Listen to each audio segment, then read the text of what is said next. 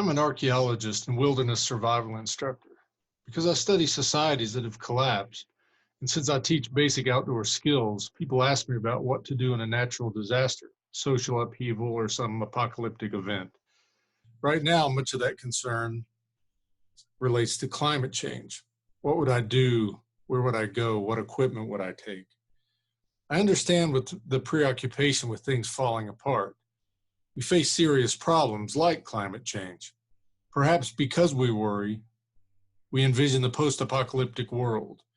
However, the great number of zombie fantasies and natural disaster movies suggest more than just a concern for the future. We seem to enjoy the fantasy. We like imagining life after civilization collapses, like wiggling a loose tooth that hurts in a good way. I understand the appeal of these post-apocalyptic fantasies. They resonate with the rugged individualism and self-sufficiency that we imagine in ourselves. In the post-apocalypse, we'd be able to start over from a blank slate, decluttering on a global scale. Our needs would be immediate, our focus clear. The tasks might be hard, but decisions would be easy. Life would be simple. As a survival instructor, I can teach you the skills we think would be important. These are relatively simple: fire starting, shelter building, direction finding, even picking locks. We can learn all the cool stuff from the movies. And armed with that knowledge, we imagine ourselves heading out into the woods with our families, with our chosen clan, surviving on our own. We'll be self-sufficient. We can get back to basics. Surely these types of forgotten outdoor skills will allow us to negotiate the collapse brought by climate change, neoliberalism, authoritarianism, zombies, or a meteor, right? Wrong. As an archaeologist who studies human societies, I know this is not how it plays out. An apocalyptic disaster will be nothing like those fantasies. It'll be harder than we think, and we'll need different talents than just the survival skills I teach. I study how people live and how societies change in the past and the present. I can't predict the future, obviously, but no likely disaster scenario fits our fantasies. No tragic yet convenient event will allow us to discard our complex, messy, and ever-changing social reality and live out our rugged individualistic fantasy. We'll not be by ourselves with only the people we choose, avoiding those who we don't understand or trust. We will not be free from the need to compromise and cooperate. Any of the plausible scenarios for disaster, like unchecked climate change, will involve billions of survivors. We'll find ourselves in large groups in rapidly changing situations, and we'll have to negotiate that. We will not escape the messiness of contemporary society. Any post-apocalyptic reality will not be a time machine to a mythical past we long for. It will not be a simpler, uncluttered life. We will not be able to run away. We will have to stay and fix things. And if we succeed, we may not recognize ourselves. While the wilderness survival skills certainly can't hurt, it'll be empathy, generosity, and courage that we will need to survive. Kindness and fairness will be more valuable than any survival skill. Then as now, social and leadership skills will be valued. We will have to work together. We'll have to grow food, educate ourselves, and give people a reason to persevere. The needs will be enormous, and we cannot run away from that. Humans evolved attributes such as generosity, altruism, and cooperation because we need them to survive. Armed with those skills, we will turn towards a problem, not away from it. We will face the need and we will have to solve it together. That's the only option. That's what survival looks like. Yeah. Chris Begley, thank you. I'm Dean Walker, and welcome to the Poetry of Predicament podcast, a podcast for people brave enough to face humanity's challenges and problems, and most importantly, our numerous predicaments. The Poetry of Predicament is a podcast meant to inspire us to bring forth grace, beauty, and connection with the web of life in the face of a predicament-laden world. In this episode, help us welcome archaeologist, professor, wilderness skills instructor, and named by Men's Journal as one of America's most adventurous men, Chris Begley. Chris Begley, thank you. Thank you so much for reading that article from a, for me, obscure Kentucky paper. Chris Begley is an archaeologist and wilderness survival instructor. He's the director of the Exploration Foundation. He's a National Geographic explorer, professor of anthropology at Transylvania University. His radio segment, The Great Outdoors, airs during the program Eastern Standard on WEKU 88.9 FM. Chris Begley, welcome to the Poetry of Predicament podcast, and thanks so much for starting us out by reading that article. Great to have you here. As you reread that, I'm wondering if any new thoughts come to you.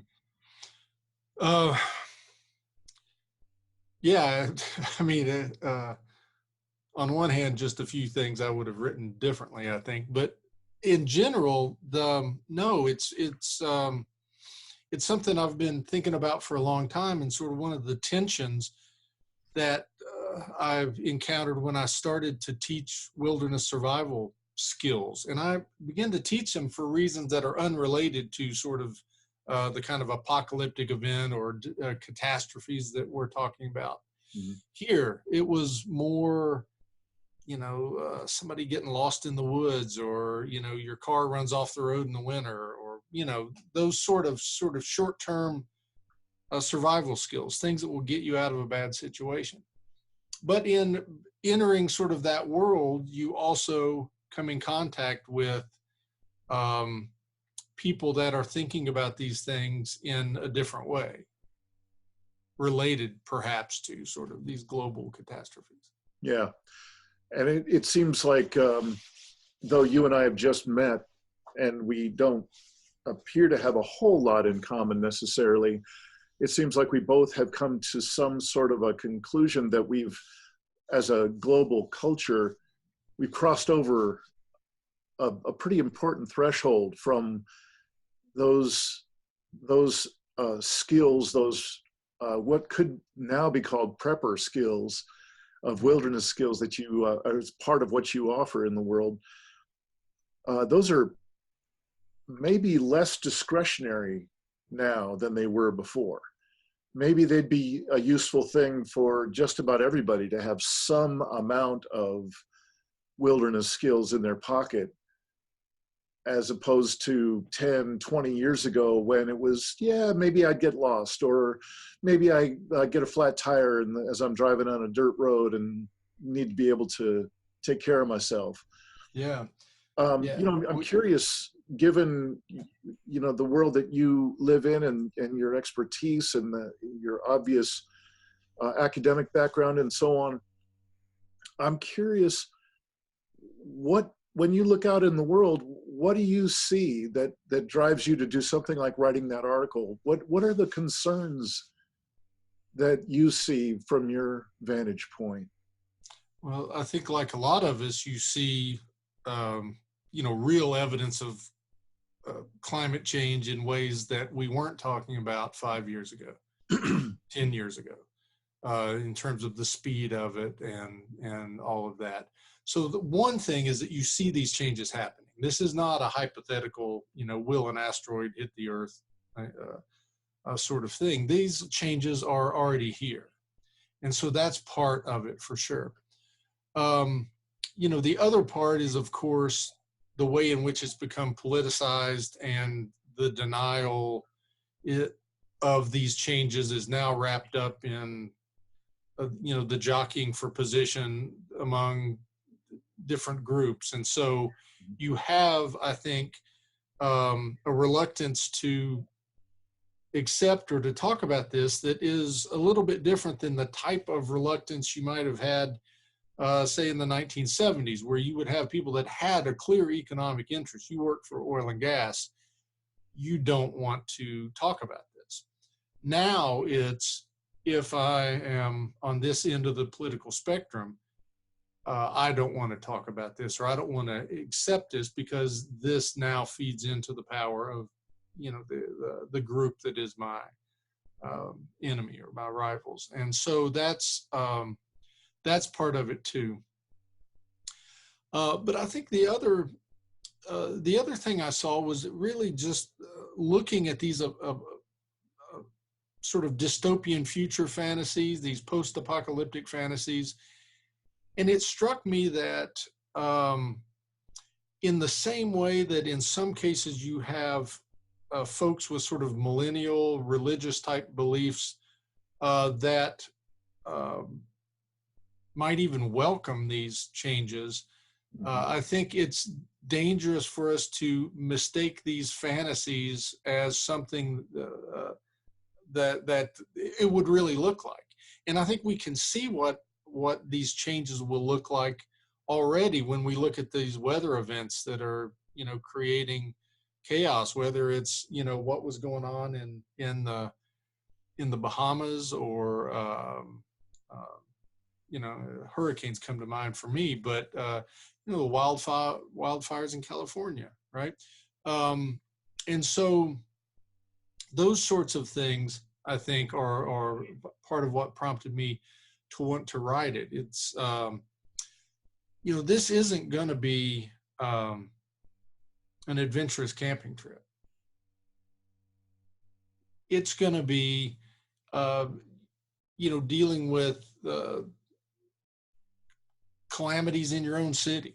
It's not going to provide the backdrop for, your own heroic actions.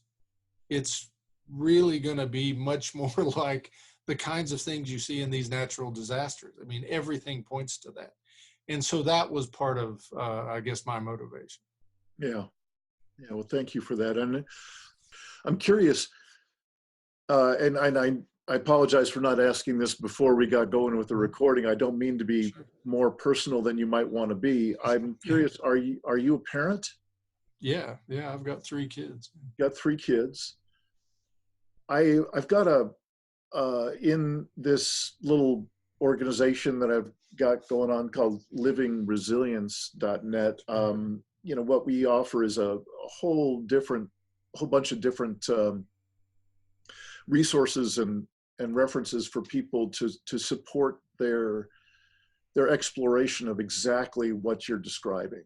They one way or another come to the conclusion that things are not all right in the world, and that we're actually facing massive scale problems and even some predicaments that will really demand a whole different way of being human beings together. I'm curious, Chris, would you say something about how these predicaments and problems that you're talking about so clearly here, how has that changed you, not only as a person, but particularly as a parent? Well, certainly, of course, as a parent, now you're thinking about a future that is beyond your future, right? And so you're not thinking,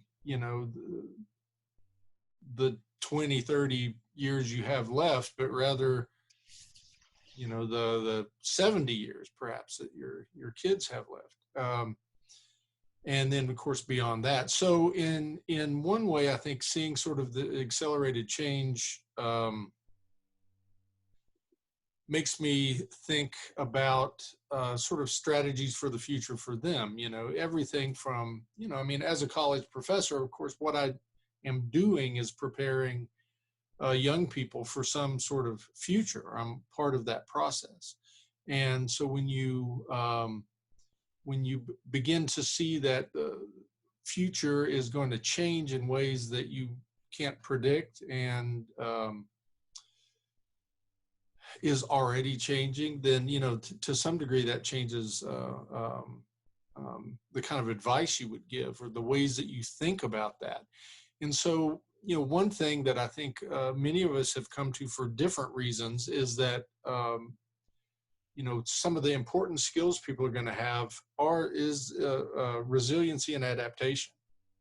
And those are the sorts of skills. Of course, I teach at a liberal arts college. That's the kind of thing we pride ourselves in trying to instill in students.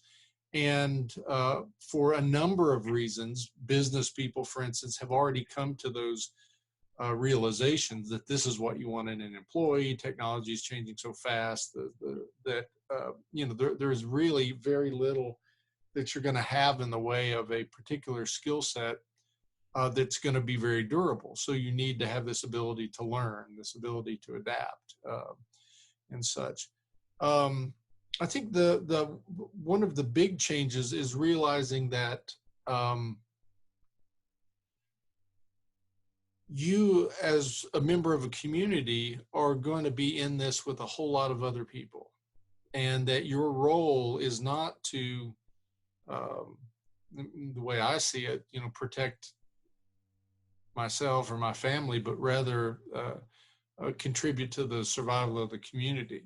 There's just no way to get around that, even if you're not the most neighborly person in the world. That's the way it's going to happen.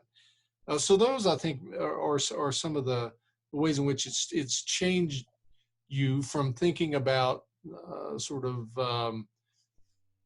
I don't know, all of us think about our careers and our lives to some degree in an individualistic way. I think this has put, for me, the spotlight more on a collective focus. Yeah, well, I appreciate that. And I think you're definitely preaching to a choir over here. I am with you. Mm-hmm. If I might, I'd like to share just some of my experience having a whole lot of what I call impossible conversations. Sure. Named after my book of a couple of years ago.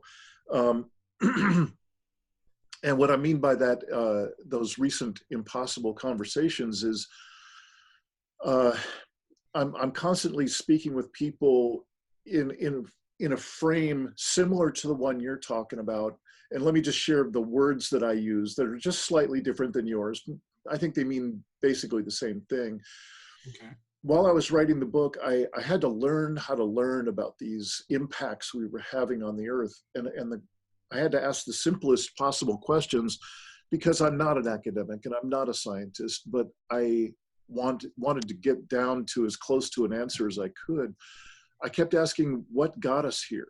What got us to this place of this cliff edge of so many dire problems and so many predicaments? And the answers kept coming back as some form or another of disconnection, that we've disconnected from what I would call the primary sources of meaning in a human life. We've disconnected from our own deeper selves, we've disconnected from each other, and we've disconnected from the earth. And all the while, we've got this massive contraption around the world called the business as usual paradigm, and it's filling our awareness and our attention all the time. Smartphones and devices and the rapid fire world that we all call normal.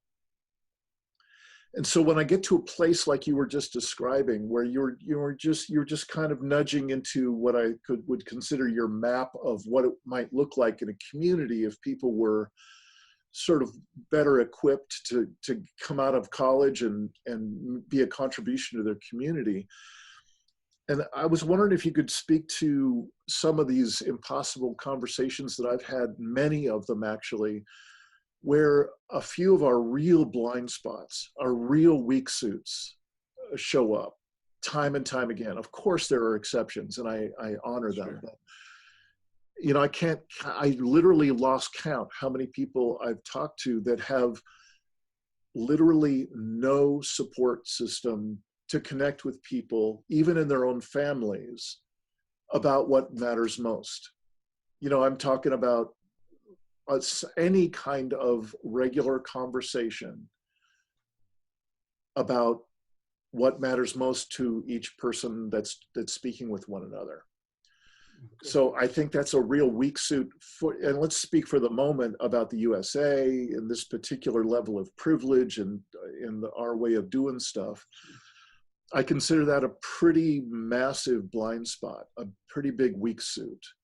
is our apparent inability to just get together and connect about what matters most to us on even the smallest scale.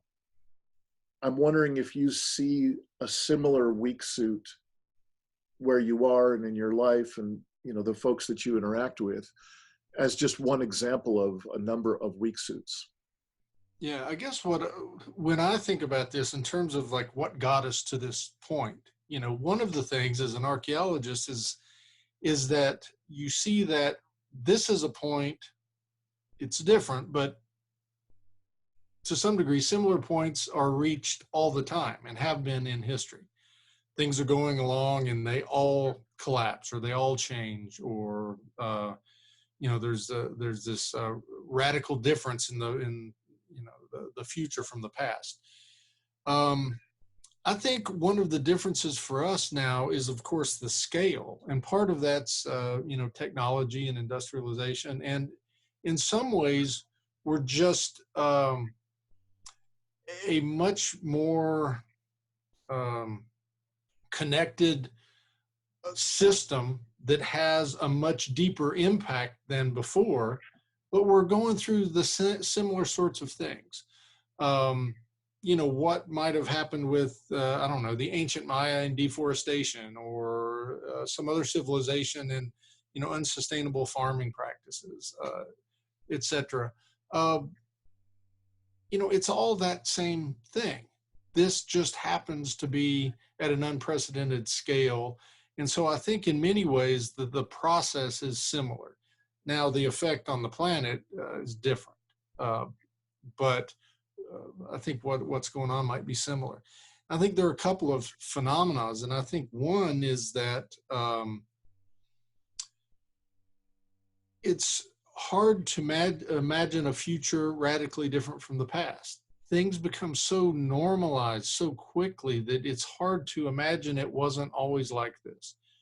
And when in the course of our lifetime, whatever is happening when we're a child, even if it's only a very recent change, will seem like the time-honored tradition that couldn't possibly go away. I mean, we're seeing that with everything from, the fragility of democracy to these world orders that were established after World War II that, most of us, if you were born after World War II, which isn't everybody almost nowadays,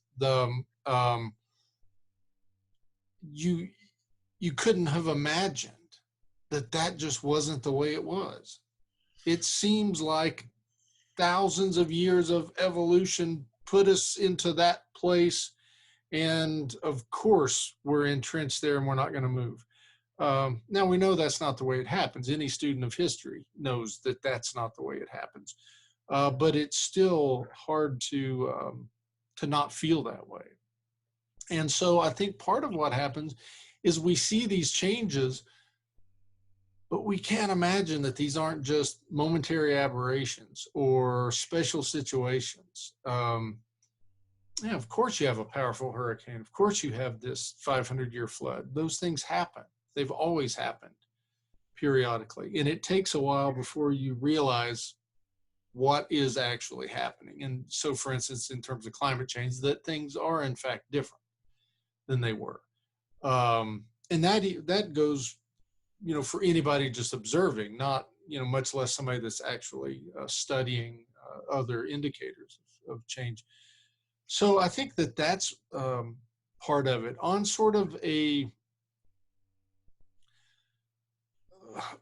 personal or community level, yeah, I think that kind of, disconnect and isolation and the sort of problems that folks have discussed since the beginning of the industrial age are real, and they can have an effect. And I think one way they can have an effect is how you envision a response to a calamity. And one vision is, I'm going to head with my family out to the hills and we're going to be fine. Another vision is, well, I'm going to have to band together with all these neighbors and we're going to have to figure out some way to do this. And depending on your connection with the community, you could imagine that one or the other would be the first place you'd go in your imagination. So there's that, I think. In terms of, hard conversations between individuals, I think those are about to really start in ways that they've not started, because this is, I think, going to move very quickly from a relatively small group of people, climate scientists and other people that are paying attention, thinking about these changes, to the point where everybody sees this happening. Yeah. Can you say more about that? Because it sounds like you have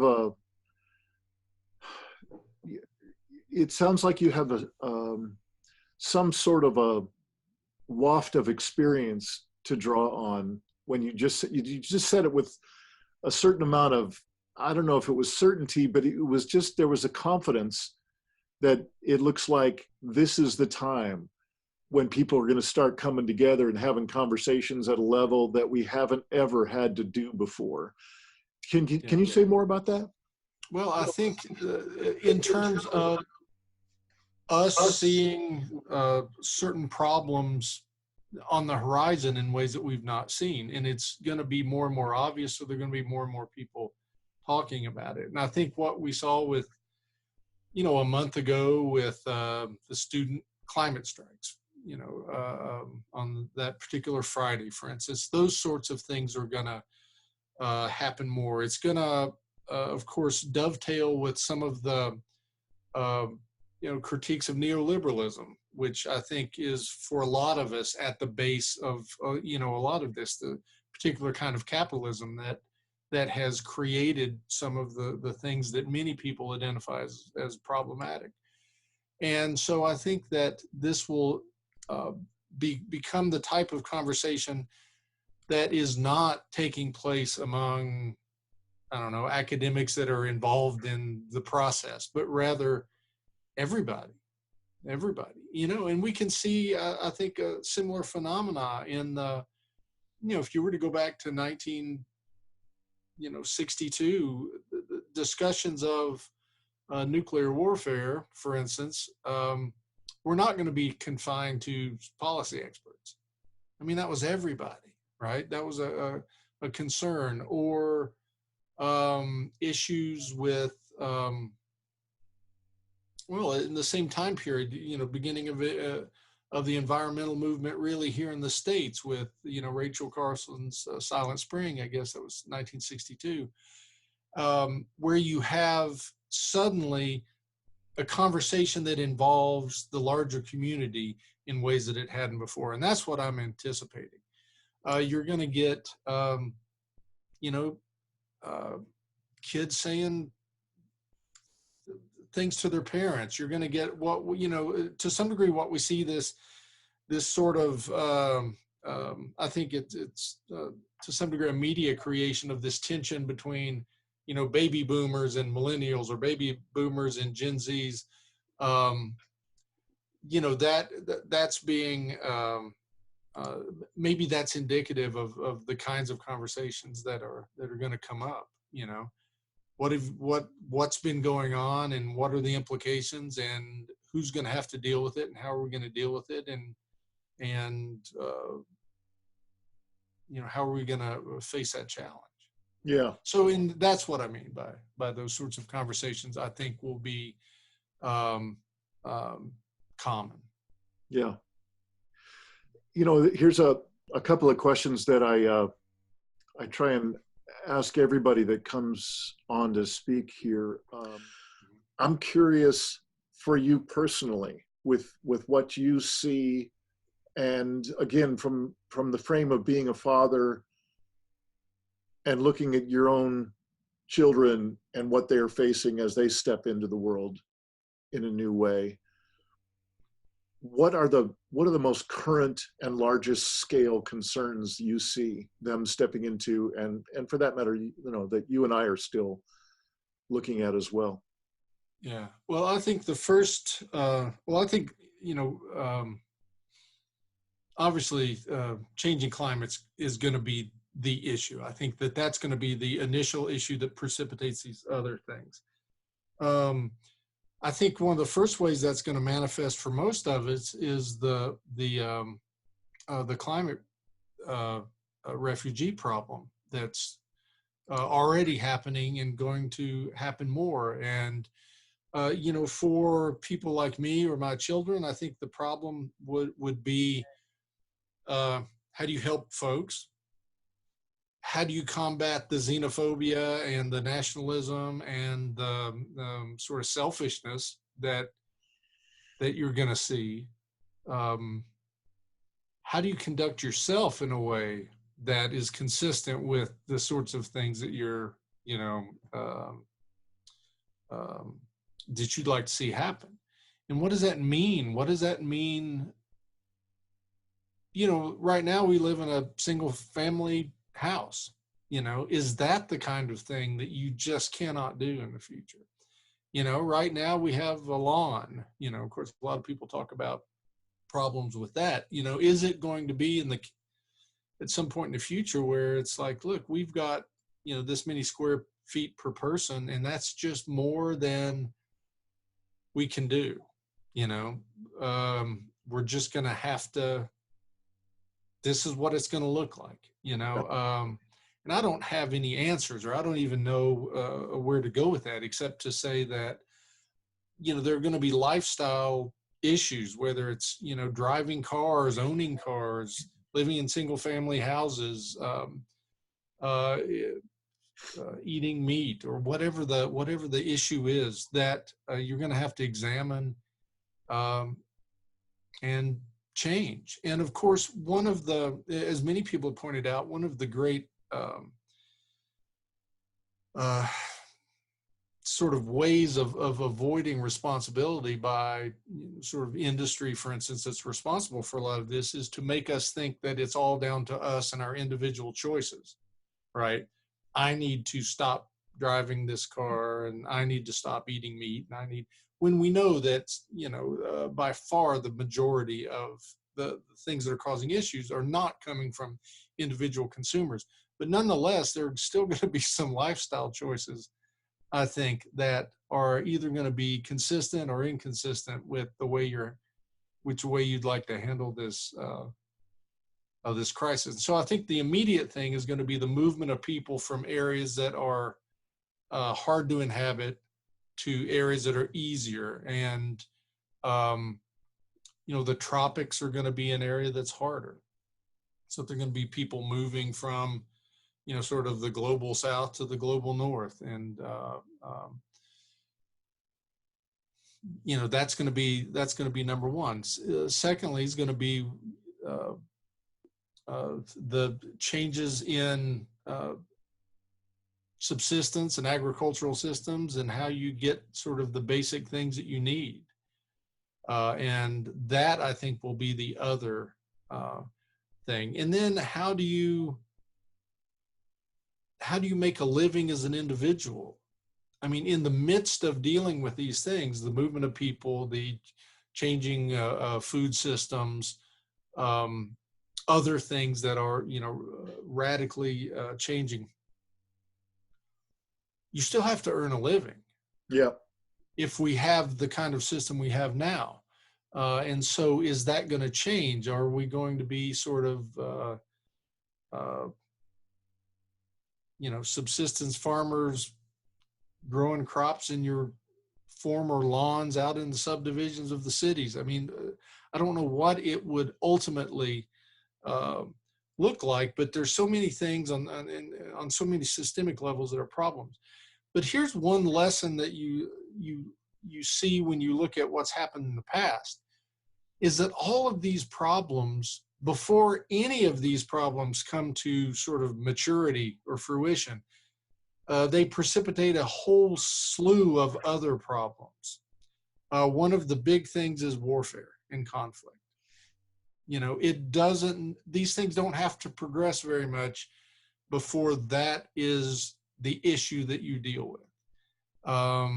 So in my way of thinking about the future, that's one of the things I would worry about. How do you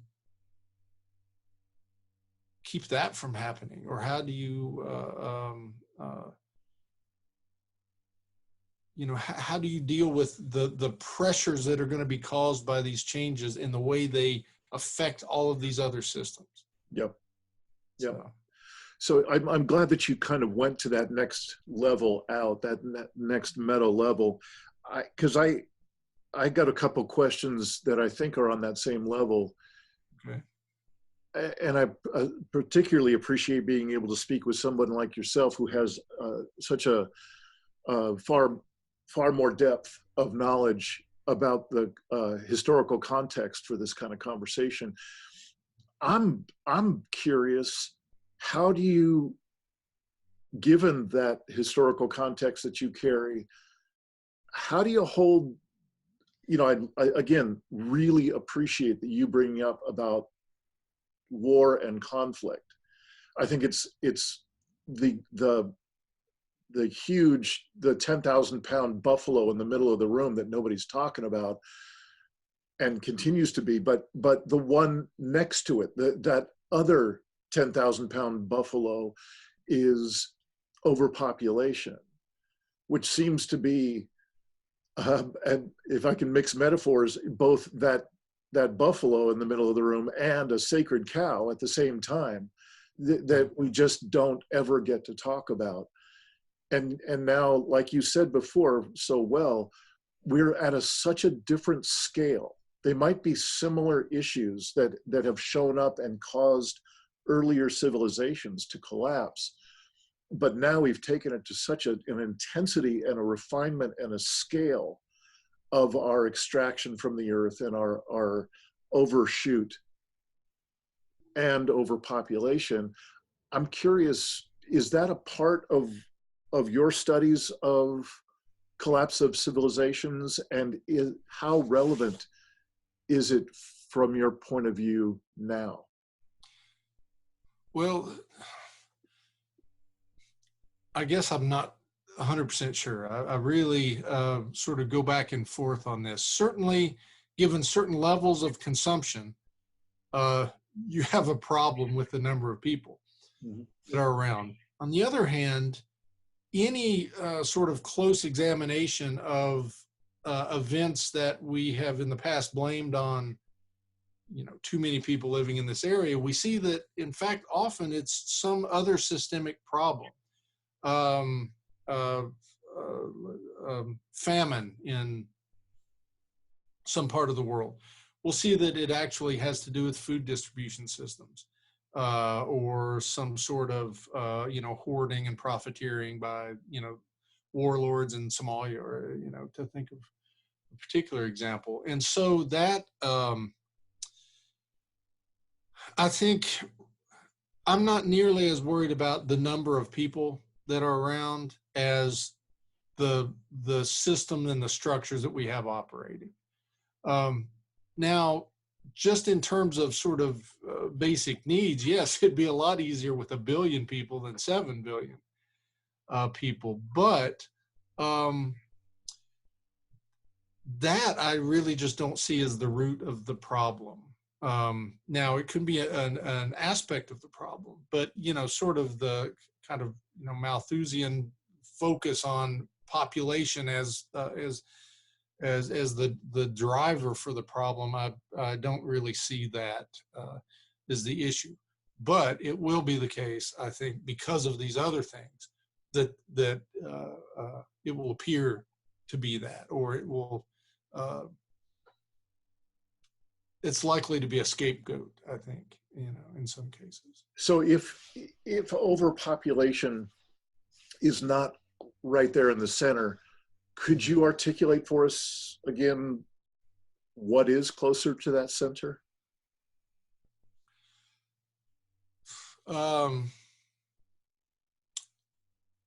Well, yeah, I would say, right now, one of the big issues is the the economic system that we have, and neoliberal capitalism that is really worldwide. I mean, it's important to realize that one of the differences we have is because of what happened in the late 70s and the early 80s, with international aid going, development money, World Bank, those sorts of things. There was, the debt crisis that emerged. Many countries that had this, sort of overwhelming debt, and as a response to that, in the early 80s, the leadership of, the World Bank and the IMF instituted a number of sort of mandatory structural adjustments that you had to make if you were to continue to receive this money. And because of the prevailing political sort of will of the time, that is neoliberal capitalism. And so it was spread in ways that are really unprecedented to all of these sort of polities that might not have adopted some of those strategies. But we certainly have seen then this explosion of that. Now, there's some exceptions, of course, and there's different ways that it's manifested, but I would say that's at the core of it. And part of that has to do with what we see as our obligation if you are a business owner or if you're a corporation. But the also, this focus on continued and ever expanding growth. Of course, the type of focus on consumption and consumerism driving these economies. Yep. And the sorts of things that many people have identified as elements that are leading to this instability or that are not sustainable. And I would put that at the center. That at the center. And, if somehow we could mitigate the effects of that, then I think we could deal with some of these other things a lot better. Yeah. Well, thank you for that. I am definitely the choir over here in what you're saying. I lose sleep from time to time at the intensity and seamlessness of the cynical capitalist, predatory capitalist structures, the neoliberal structures that you're talking about. And I try from time to time, from my know almost nothing perspective, to see, is there any way in to shifting that system? Is there any way to voluntarily, consciously, collectively shift to some other way? And I'm, as much as I'd like to say that I've got some ideas, I'm coming up empty-handed every time. Yeah, we see the attractiveness of it on all of these levels, right? That's all we've ever grown up with. Yeah, and it's hard to compete with that. And so, I think realistically, the way to change is going to be this incremental change that will. We don't have time left really for a whole lot of slow increments, but will be folks, and really you have to count on young folks to take this up and say, look, this is just not acceptable. These are not things that I'm going to be proud of. The big house that I bought in the expensive neighborhood is going to be an embarrassment rather than something to show off. The new expensive car is an embarrassment. The amount of stuff that I have, the ways in which I'm exclusive, and is just going to be something that at all costs you want to avoid. And if we can do that, that, it sounds like I'm suggesting that shame is the way to change everything. I don't know, but that's certainly going to be part of it. What is it that is attractive, and that what was attractive, because now we know all the ramifications of it and it's out there, is just now not going to be attractive. I mean, I don't know if you've had this experience, but I'll go back and watch old movies that I love, from the 1940s or something. And as we go along and we become more aware of injustices and, new things happen in terms of, understanding things that folks are having to live with, or whether it's the Me Too movement or something like that. So many of the things that I used to enjoy, I just can't watch. I can't, I don't like it. I don't like what I'm seeing. It's embarrassing that I ever liked that. Including some of the things that that I wanted to become when I was a kid, the ways I wanted to be as an adult. And now I look at that and say, like, God, that's despicable. That's just not, I just didn't get it, Yeah. and I don't want to be that way anymore. And I'm hoping that something like that will happen, where we have a whole new set of things that are attractive, because, just like anything else, you can't really count on willpower. Nobody has any real willpower, and they don't.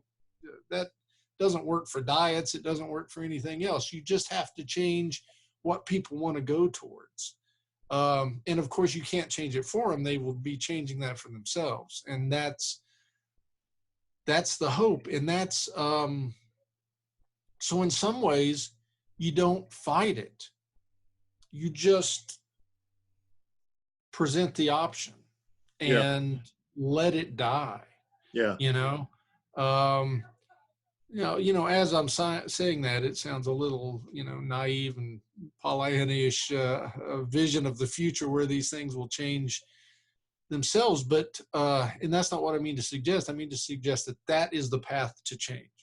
Well, I've got a big naive streak in myself, so I can relate. But it actually sounded more like the Buckminster Fuller quote that I will not remember verbatim here, but it's basically to change something is not to try and deny it or make it wrong or destroy it or to resist it, but it is to create another option, another paradigm, and breathe as much life into it as possible so that it becomes the obvious successor. It's like the dynamic you were just describing, rather than something to resist and then maybe find some way to carve something out while resisting.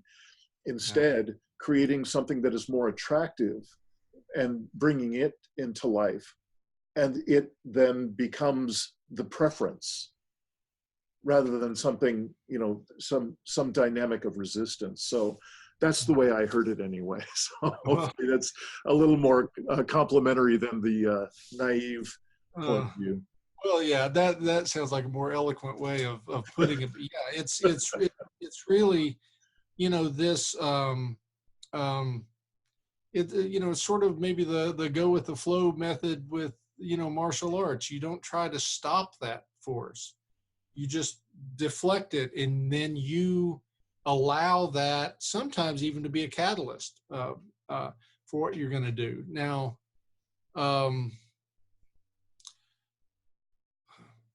part of my worries about this way of thinking is that I'm not sure how much time is left for this stuff. Now, this would be in other cases where you had change that wasn't going to result in irreversible planetary problems.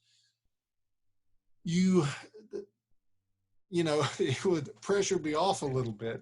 Here it really seems like these things are it's important that we get this going, and of course the only way to do that is education and awareness, and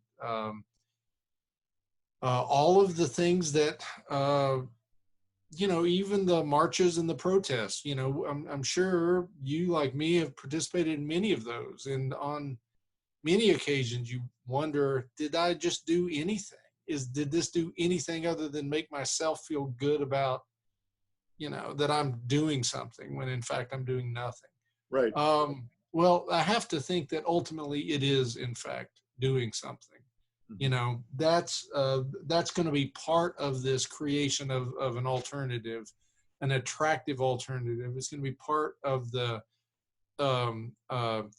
sort of shining the light on these things that were formerly attractive and seeing all the blemishes there, to where you really have to think, is that something I want to be a part of? Yeah. Well, I appreciate you're basically writing the segue that I wanted to do here. And that is to the last question that I have for you, which is about inspiration. And if I could just start this particular part with sharing a few of my own. Sure. You were just talking about the demonstrations, the protests, the resistance that's going on at a pretty decent scale these days. There are a couple of organizations and a couple of people that are particularly inspiring to me. And primarily for the reasons that you were just laying out. And the most important one from my perspective is the urgency that we need to be moving with now. We really don't even have a generation to think about this. We've got to find something that shifts major pieces of our world in a big way in a short time. And, the honesty, the fixation on telling the truth that is at the core of Extinction Rebellion, which I'm deeply inspired by. I've been following quite closely how they've formed themselves as a resistance organization. And I find it deeply inspiring because I've been an organizational development kind of fan for decades, and I think they're doing an extraordinary job.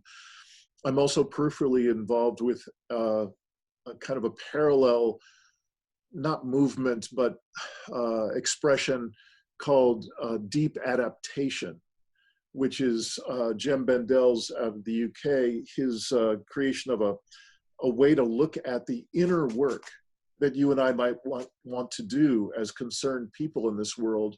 What's the inner work that we might do to prepare ourselves, like the inner wilderness skills that we might take on and learn in order to be able to have more capacity to be present in the face of larger and larger stressors in our world.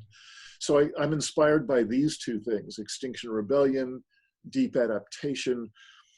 And I also want to speak just for a moment, and it's probably unfair to keep using Greta Thunberg as the only expression, because it's just not fair. There are thousands of young people and adults around the world who are standing up. But just for the sake of convenience for the moment, she is an extraordinary human being, and I'm deeply inspired by her. And I would actually be willing to use a word that I use very, very seldom, which is heroic. I consider her efforts heroic. I think what's true about each of the elements that I'm just sharing with you, these characters or these organizations that I'm sharing with you that inspire me, they inspire me because they really pierce through the fake newsness of our world, the numbness of the business as usual paradigm that is clearly taking us down. And each one has their own way of, like a samurai sword, slicing through a particular part of it with a truth, with a humanness and a truth and a fierceness, not an anger. I don't experience an anger in any of the things or people that I've just mentioned. I'm deeply inspired by the fierceness of the truth that they each are bringing. I'm wondering, do you have elements from your perspective that inspire you in a similar way? Yeah, sure. And, of course, some of those same ones, I would say when I think about that, sort of two things come to mind for me. One is the inspiration that you get from community activists. I mean, that's sort of a meaningless term in some ways, perhaps it's so broad, but folks that are working on behalf of a community. And there are many particular examples of that. You know, and I could go back to my grandfather, you know, here in Appalachia in Kentucky, fighting against surface mining, coal mining that was hugely environmentally destructive, and seeing the power of organization. And of course, I'll go back to unions and all, you know, other things that are very common or very prevalent in our history here in this region. So there'll be a number of that, but I'll tell you one other group that to me is particularly important and inspiring are journalists. And that's something that, you know, over and over, I was able to work as a reporter for a year when I was in grad school writing, or ostensibly writing my dissertation, but mostly working as a reporter. And I loved the job, and I loved the immediacy of it, and I loved the connection that you had with the community. I was writing for a really well-regarded weekly newspaper here in Eastern Kentucky called the Mountain Eagle. And that was, not only was it, you know, fulfilling personally and all of that, but it was clear that this is, you know, one of the most important jobs out there. And I think now more than ever, and, you know, you think back, we're just thinking about, you know, political things, you know, the Nixon impeachment did not happen from sort of a government inquiry. It was journalists. Any number of other, you know, sort of radical changes come from the efforts of journalists. And, you know, and of course, this is something that we would expand to go far beyond what we would have called, you know, journalism in the, you know, 1970s or 80s.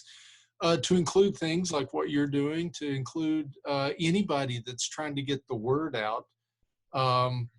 But I think, you know, for me, that's a source of inspiration. People that go after the truth and try to get it out there, you know, and there's many ways in which that happens. That's inspiring.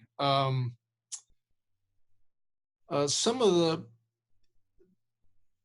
I think, and this also sounds a bit cliche, but the young folks or young people can be very inspiring in terms of the choices they're making, the sacrifices they're making, and the sort of the way that they're addressing some of these issues, which, you know, is not this sort of, I'm going to take my family and go up in the woods and hide out and eat canned food for 10 years until it clears up. It really is this difficult, frustrating, head-on engagement of the problem, either within a system or extra systemically. You know, both of those are valuable, of course. Yeah. Well, thank you for that. I appreciate it. And I really had no idea where we would go in a conversation like this, and starting with just how you introduce yourself as both a professor of anthropology or archaeology and a wilderness skills instructor. There's a kind of a magical mixture there that I think has really shown up in spades here. So I'm really appreciating this. And if I may, I'd like to just ask you one last question. Sure. And that is, given you have this kind of extraordinary blend of both history and skills and attributes that you bring, I'm wondering if you could imagine this audience as perhaps one of your classes or some opportunity to speak to young people in your community or in your life, perhaps your own children are in the audience. And if you had a few moments to really share with them some of the gold nuggets that you could offer of the best of your perspective and your historical context, what might you offer to them as you're suggesting elements to take with them as they step forward into our daunting future? Yeah. Well, I think what I would tell folks would be that it's going to change. Things are going to change in ways that we can't even predict. Some things that we're sure will change will stay exactly the same. So I'm not sure what it's going to look like, but understand that things will change. What you need to take with you is this flexibility and this ability to learn, but also understand what your role will have to be in these changes. And what I would say to people is, this is your opportunity to be heroic. This is your opportunity to shine when people need you, because people are going to need you. And rather than sit here and lament the fact that, wow, I'm not going to be able to get the kind of house that my parent had, or I'm not going to be able to enjoy this same kind of lifestyle. I just try to look at it as you're entering a place where what you do matters in ways that few people had a chance to matter before. And you matter as a community and as part of the community. And the way you face this is going to determine what happens. And we cannot lament what we're going to lose any more than I can sit around here, and say,